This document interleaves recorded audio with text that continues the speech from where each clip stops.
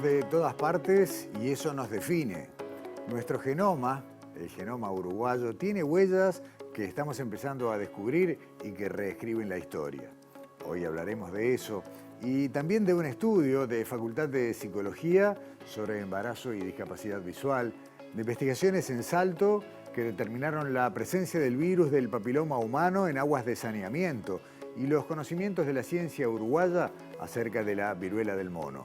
Al cierre tendremos una nueva entrega de Gusto a Ciencia, esta vez para hablar de la recuperación de nuestras pasturas nativas. Bienvenidas y bienvenidos a Sobre Ciencia, divulgando el Uruguay de la investigación y el conocimiento.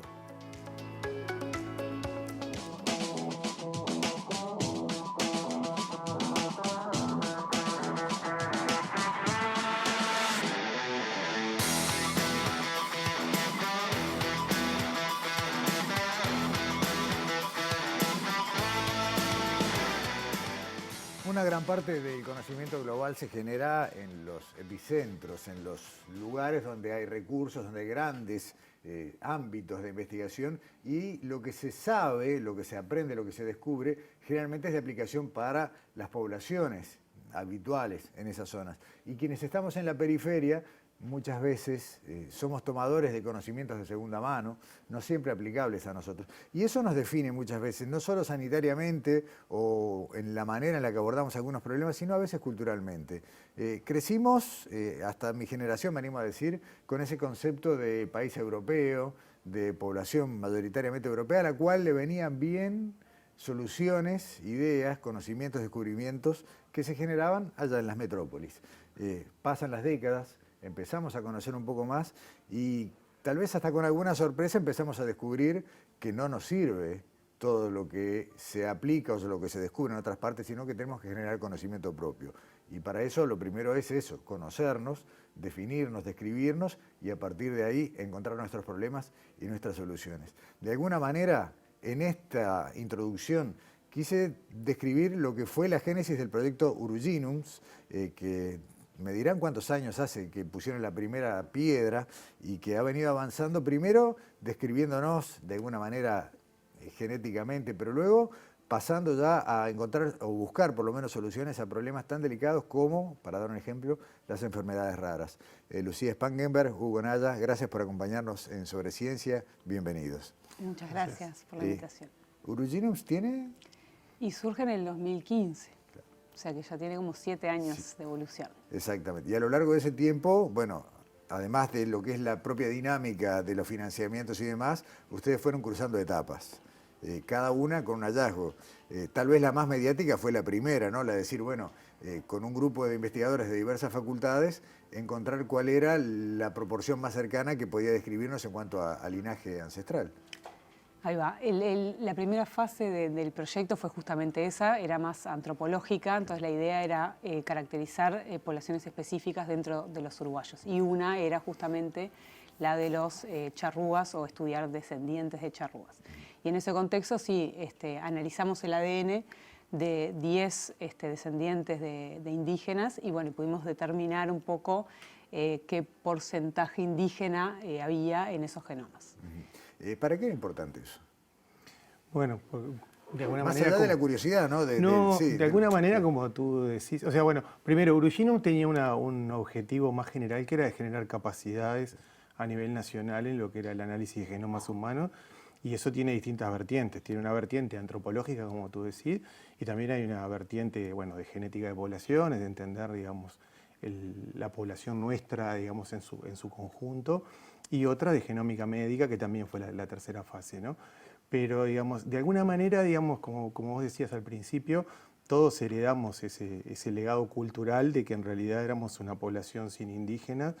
De alguna manera, digamos, el doble proceso del exterminio formal de los últimos grupos, digamos, que existían como tribus, más la aculturación de principios del siglo XX, sobre todo durante las etapas del vallismo, en ese intento de integrar a toda la sociedad, ¿no? O sea, esa aculturación en términos positivos, de intentar integrar a toda la sociedad y no buscar diferencias, de alguna manera terminaron de borrar esa huella, digamos, por lo menos en nuestro inconsciente. Y entonces, bueno, lo que a nosotros nos interesaba era rescatar cosas que ya se venían trabajando de alguna manera por Mónica Sanz y otros investigadores, digamos, pero con una escala mucho menor, o sea, digamos, con una genómica, o sea, con análisis genéticos mucho más puntuales, digamos, y que brindan mucho menos información.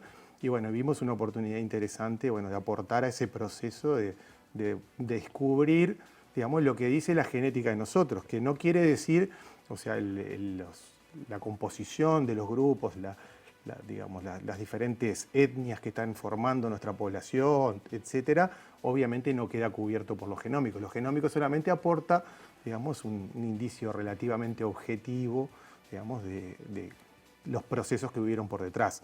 Digamos, lo cultural nosotros no vamos a llegar nunca.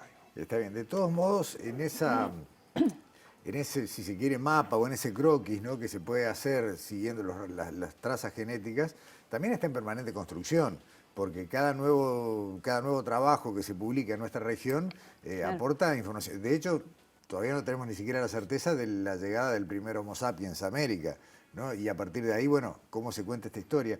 Pero además, como decíamos, hay un componente cultural, pero hay un componente sanitario. Yo recuerdo que desde el principio ustedes también hablaban del abordaje médico, de la necesidad de conocer determinadas particularidades genéticas para abordar enfermedades. Claro, exacto. Conocer las ancestrías de las poblaciones que vos estás trabajando es sumamente importante para la parte médica. Muchas veces, lo que decías vos también al principio, que nosotros tomamos mucha información de otros países, por ejemplo, en cuanto a resultados de estudios clínicos, se llaman GWAS, estudios de asociación genómica, ¿sí?, que están hechos en otras poblaciones, están hechos en Europa, están hechos en Estados Unidos. Y los resultados de esos estudios uno intenta aplicarlos acá para, bueno, ver si hay predisposición a enfermedades o diagnóstico, lo que sea. Pero muchas veces los resultados de esas poblaciones allá no necesariamente se aplican acá, si las ancestrías son distintas, ¿sí?, si la composición de la población son distintas. Entonces, está bueno caracterizar siempre la población donde uno está o donde uno está trabajando, para que los resultados en genómica médica y la parte médica también tengan sentido y se puedan aplicar correctamente. Mencionó alguno de ustedes dos al pasar, y no es menor, ayer lo conversaba con algún investigador. ¿Cuánta gente, no te pido un número exacto, pero cuánta gente se fue capacitando a lo largo de estos 7 años? Y más o menos unos 20 investigadores se fueron en diferentes etapas y en diferentes como áreas de la ciencia se fueron capacitando en este proyecto. Más, digamos, todo lo que fue, digamos, capacitación en el área, por ejemplo, médica, ¿no? Digamos, algunas capacitaciones más como de interacción, ¿no? Interacción, por ejemplo, con el sector médico, ¿no? Digamos, porque en la parte de genómica médica, o sea, el genoma aporta una parte, pero el elemento clave es el médico, y, digamos, y en los médicos ha habido una dificultad, digamos, muy entendible para acceder o para seguir la velocidad de los desarrollos en genómica y su aplicación en medicina, ¿no? Entonces, digamos, para no generar una mayor brecha, digamos, en cuanto a las posibilidades y a lo realmente utilizado, digamos, en alguno de los cursos que hicimos, una parte muy importante fue todo lo que era la parte de interacción con los médicos y capacitar un poco en ese sentido, ¿no? Se trabajó con gente, bueno, de humanidades, con gente de Facultad de Ciencias, de Facultad de Ingeniería, de Medicina. O sea, también hubo que aprender a dialogar, ¿no? Desde Big Data a, bueno, a Medicina o a temas eminentemente culturales. Otro aprendizaje. Sí, es un proyecto multidisciplinario, ¿no?, interinstitucional. Y es eso, confluyeron muchas disciplinas diferentes, nos tuvimos que capacitar nosotros también, obviamente, en eso, en esa interfaz y en comunicarse con los diferentes grupos. Pero creo que después de 7 años se formó un grupo más o menos estable que trabaja en estos datos y se pudo sacar como jugo a todo eso. Y también, digamos, no menor, digamos, parte de la capacitación fue hacia gente de América Latina, ¿no? Digamos, incluso, bueno, capacitamos gente que también venía de África y de otros países, digamos, y eso creo que es importante porque parte de las inequidades que hay que ir sorteando de alguna manera es en el tema de capacitación en estos temas, ¿no? Entonces, en América Latina, digamos, ha habido un retraso considerable, en parte porque, digamos, la financiación para la ciencia es escasa, y entonces hace que cosas que son relativamente caros la gente las abandona porque no tiene mucha perspectiva. Pero bueno, ahora estamos integrando un esfuerzo internacional, digamos, con foco en América Latina para precisamente proveer de ese background genético de las poblaciones de América Latina que está subrepresentado en las bases de datos internacionales. Claro. Y que, bueno, que tiene un impacto, o sea, un sesgo después en lo que es el diagnóstico, un sesgo en el tratamiento, etcétera. Está bien. Hablamos recién de la primera etapa de las tres. ¿Con qué población se hizo la muestra? ¿Ustedes buscaron gente que reconociera tener ancestría indígena? Ancestría indígena, eran 10 y además afro también, 10 con ancestría afro. Está bien. ¿Y en la segunda etapa? La segunda etapa era más bien la población general uruguaya. La idea era hacer una muestra representativa del país y lo hicimos, solo que lo hicimos con 30 individuos nomás representativos de Uruguay. Esa segunda etapa la avanzamos y hay resultados y todo, pero quisimos ampliarla un poco más. Entonces presentamos unos proyectos adicionales a ver si podíamos lograr ampliar esos 30. Y justo recientemente obtuvimos una financiación para hacer muchos más. Bien. Entonces ahora vamos a poder mejorar esas estimaciones. Excelente, o sea que 2 o 3 años más o menos que son los tiempos de estos proyectos para nuevos resultados. Sí. En la foto de hoy, que es un dato que es bastante conocido porque circuló mucho, teníamos qué porcentaje de representación de las etnias principales. Bueno, a raíz de este estudio, un aproximado sería un 78% europeo, ¿no? Era un 8% afro y me queda un 14% indígena. Está bien. Y ese indígena a su vez tenía un montón de fuentes, o sea, no era decir, bueno, charrúa o guaraní, en realidad ustedes tuvieron como alguna cosa un poco sorpresiva ahí. Sí, bueno, en realidad los resultados de esa primera fase dieron algunas cosas, sí, capaz medio sorpresivas. Sí vimos que los indígenas que analizamos se parecían a los guaraníes, eso era un poco esperable, pero también había una similitud con los diaguita, que es otra tribu que a priori, hablando con los antropólogos, no era tan directo o no había tanta evidencia a priori.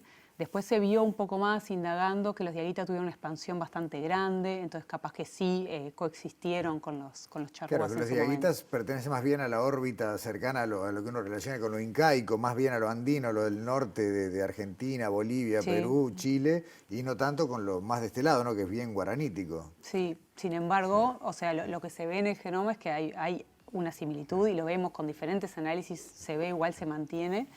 Y se vio que los diaguita, bueno, en algunos estudios más arqueológicos, que había una cierta expansión en esas regiones de Argentina. Claro. Lo bueno es eso, ¿no? Cómo el laboratorio te coincide con lo que un arqueólogo está revelando en territorio a 3.000 kilómetros de acá. Sí, también digo, me parece que de alguna manera es muy difícil tener expectativas muy grandes, digamos, de toda la reconstrucción de la historia, digamos, de los pueblos indígenas, porque digamos, hay muy poca evidencia física que se ha mantenido, la tradición oral, bueno, obviamente la tradición escrita es muy poca, digamos, la tradición oral es difusa. Entonces, digamos, claro, nosotros encontramos, digamos, mayor parecido con los diaguitas, pero si nos falta un punto en el medio, claro, capaz que, o sea, que no está secuenciado, digamos, nosotros lo más parecido que encontramos es diaguita, pero acá hay un punto en el medio que probablemente nos parezcamos más al punto en el medio, claro, ¿no? Claro. Entonces, bueno, esto es un proceso, como vos decías al principio, en la medida que otros grupos empiecen a participar más en la secuenciación y que de alguna manera todos empecemos a aportar más, vamos a ir clarificando mucho más el panorama, ¿no? Digamos, el otro problema importante que nosotros tenemos es que, digamos, en lo que fue Urugínomos en la primera parte, ahora lo estamos cambiando un poco porque estamos consiguiendo otros avances en otra línea, trabajamos con población que ya es el resultado de un proceso de mestizaje, claro, de varias generaciones, claro, ¿no? Claro. Entonces, ahora estamos trabajando, digamos, con José López Mas, estamos trabajando un poco en el tema de algunos hallazgos, algunos restos, digamos, que son, bueno, digamos, de algunos de los grupos indígenas y que eso nos permite claramente, como son históricos esos restos, de alguna manera identificar algo puro, claro, digamos, en determinado momento y bueno, y eso empezar de alguna manera a poner esos puntitos que nos permitan aproximar la población actual a lo que son los hallazgos históricos, digamos, o restos históricos. Antes es un trabajo largo. En las enfermedades raras, que es algo que no quiero que nos quede fuera, pero ¿tuvieron la oportunidad de trabajar con algún ADN de milenario o siempre han trabajado con población actual ustedes? Ahora actualmente claro, recibimos los primeros resultados, te diría, de muestras de restos arqueológicos, sí, pero recién, esto es reciente. ¿Encontrados en territorio nuestro? En Sí. territorio nuestro, territorio es nuestro. por el arqueólogo José López López Mas. Mas, que tiene identificados algunos puntos en el país y bueno, encontraron varios restos. Y se puede hacer la extracción del Claro, ADN. el tema es que Claro. encontrás muchas muestras y nosotros cooperamos ahora con un laboratorio en Alemania para hacer esas extracciones que son complejas de ADN ahí y de todas las muestras que mandamos salieron en total 3, ponele, y mandamos 20. Igual hay Entonces, hay- también, digamos, hay otra gente que ha hecho alguna cosa, digamos, Gonzalo Figuero y Mónica. Mónica sacaron un paper hace poquito, digamos, de precisamente la secuenciación de unos restos arqueológicos. ¿Tá? Y digamos, también ahí empiezan a aparecer datos por otros lados. O sea, eso es lo bueno, que todos de alguna manera Sí. estamos contribuyendo un poco por lo menos ya te digo, a entender la base genética de los procesos que se dieron. Digamos, falta muchísimo para poder acoplar la cultura a todo eso. Hay una pata en todo el proyecto que tiene que ver con las enfermedades raras, que ya de por sí son complejas en todo el mundo porque son números muy poco representativos de personas, pero que a su vez son cruentas, Sí. generalmente incurables y de una fuerte base genética. Sí, esa justamente fue la tercera fase del proyecto, que era foco genómica médica, y lo que hicimos es analizar 30 pacientes uruguayos, niños, con enfermedades raras. Como decís, enfermedades raras son enfermedades poco frecuentes, en general de base genética, difíciles de diagnosticar. Los pacientes están muchos años en el sistema de salud antes de conseguir un diagnóstico, siempre en medio de unos 5 años, y son bastante fuertes, o sea, compromete mucho la calidad de vida, ¿no?, del paciente. Entonces la idea era trabajar en conjunto con la Facultad de Medicina, el Departamento de Genética, con Víctor Raggio, como genetista encargado de esa parte, y bueno, intentar con estas estrategias de secuenciación de ADN identificar en cada uno de estos niños qué mutación estaba causando esa enfermedad. ¿Tá? Y a partir de ahí, o sea, lo único, digamos, entre comillas, que aportaríamos nosotros es el diagnóstico molecular de esa enfermedad. ¿Tá? Y a partir de esa información, ahí, bueno, pueden empezar a ver si hay algún tipo de tratamiento o si hay algún tipo de ensayo clínico en algún lado, o bueno, se termina por lo menos la fase de esa odisea diagnóstica que sufren muchos niños con enfermedades raras.